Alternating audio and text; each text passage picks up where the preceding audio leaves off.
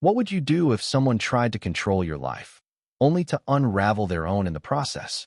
My name is Sarah, and this is the story of how my brother's pregnant girlfriend, Lisa, thought she could bend me to her will and how her tantrum turned into her undoing.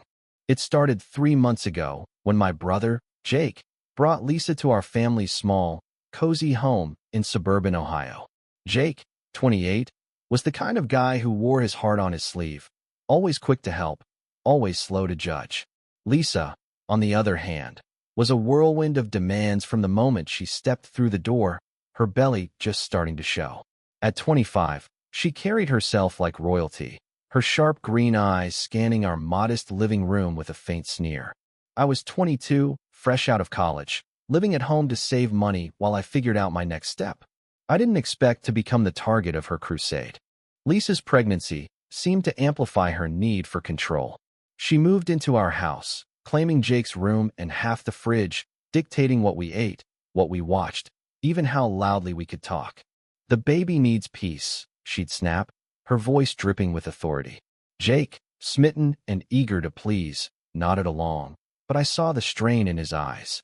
I tried to keep the peace, biting my tongue when she rearranged my kitchen shelves or threw out my favorite coffee mug because it was too chipped.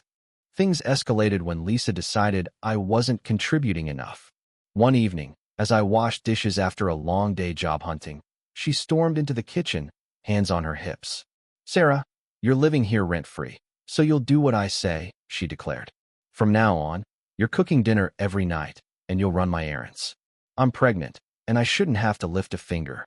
Her tone left no room for argument, but I felt a spark of defiance. "Lisa, I'm happy to help, but I'm not your servant," I said calmly. Her face reddened, and she shrieked. "You'll do it, or I'll make sure Jake kicks you out." Jake, overhearing, tried to mediate, but Lisa's tantrum was in full swing. She threw a glass bowl onto the floor, shards scattering like her crumbling composure. "You're selfish, Sarah," she screamed. "You don't care about this family." I stood frozen, heart pounding, as Jake rushed to calm her. That night, I lay awake, wrestling with anger and guilt. Was I selfish for standing my ground? Or was Lisa overstepping? The next morning, I decided to talk to Jake alone. I found him in the garage, tinkering with his old motorcycle, his face heavy with worry. "Jake, we need to talk about Lisa," I said softly. He sighed, wiping grease from his hands. "I know she's intense, Sarah, but she's carrying my kid. I have to support her." I nodded, understanding his loyalty, but I pressed on. "She's trying to control me, Jake. It's not fair." He promised to talk to her, but I could see his hesitation. Lisa had him wrapped around her finger. Days passed, and Lisa's demands grew absurd. She insisted I drive her to prenatal yoga, buy specific organic groceries, and even clean her car weekly. When I politely refused, citing my job search, she exploded again, this time in front of our parents, who'd come for dinner. "Sarah's lazy and ungrateful," she yelled, slamming her fork down. "She doesn't care about my baby." My mom, usually quiet, raised an eyebrow. "Lisa, Sarah's doing her best. Maybe you're asking too much." Lisa's jaw dropped, unaccustomed to pushback. The turning point came a week later.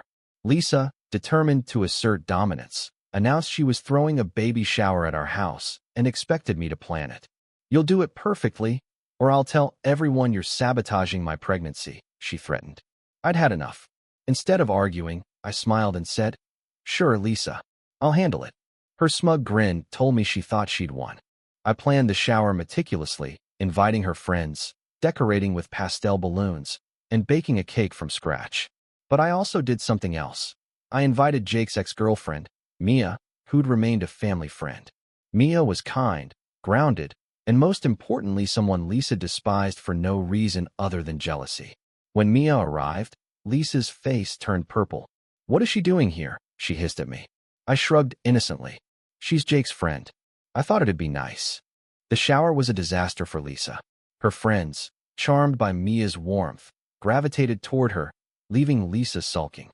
When Lisa tried to regain attention with a loud speech about her perfect family with Jake, Mia casually mentioned Jake's old dream of traveling the world, something Lisa had dismissed. Jake's eyes lit up, and I saw a flicker of his old self. Lisa, sensing she was losing her grip, stormed out, yelling about disrespect. Her friends exchanged awkward glances, and the room fell silent. After the shower, Jake confronted Lisa. I overheard their argument from the hallway. You can't keep treating Sarah like this, he said firmly. She's my sister, and this is her home too. Lisa sobbed, accusing him of not loving her, but Jake held his ground. I love you, Lisa, but you need to respect my family. It was the first time I'd seen him stand up to her. Lisa moved out a week later, claiming she needed space. Jake stayed silent, but I knew he was hurting. I hugged him one night, promising we'd get through it together. She'll come around, I said, hoping it was true. Months later, Lisa apologized, humbled by her time alone. She and Jake reconciled, slowly, with boundaries. I learned to forgive, too, realizing her fear of losing control had driven her actions. We're not close, but we're family now, tied by the little boy who calls me Aunt Sarah. The lesson? Standing up for yourself doesn't just protect your dignity, it can help others find theirs. Lisa's tantrum was her downfall, but it also sparked her growth. And for me, it was a reminder that strength and kindness aren't mutually exclusive.